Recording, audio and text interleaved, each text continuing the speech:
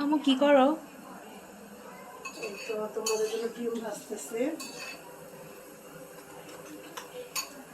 চিন্তা করলাম কি ভাত মানে রান্না করতে হবে, ডাল রান্না করতে হবে।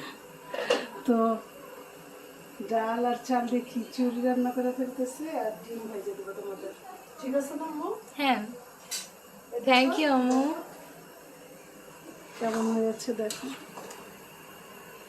ঠিক আছে, পারফেক্ট লাগতেছে, হয়ে গেছে। এই তার একটু হবে। ক্যামেরা দাও।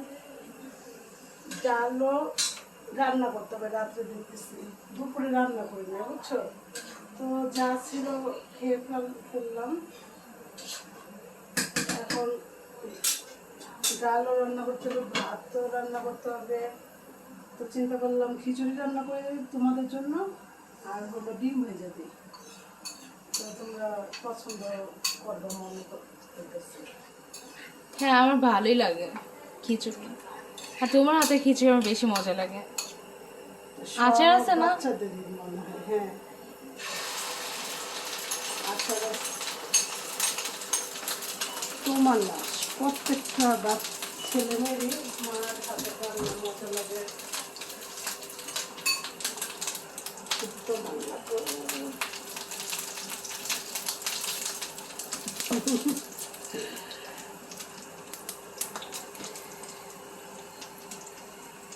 তো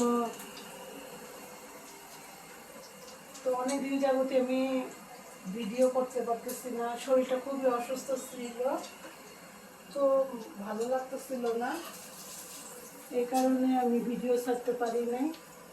তো এখন থেকে চেষ্টা করব কন্টিনিউ ভিডিও করার জন্য।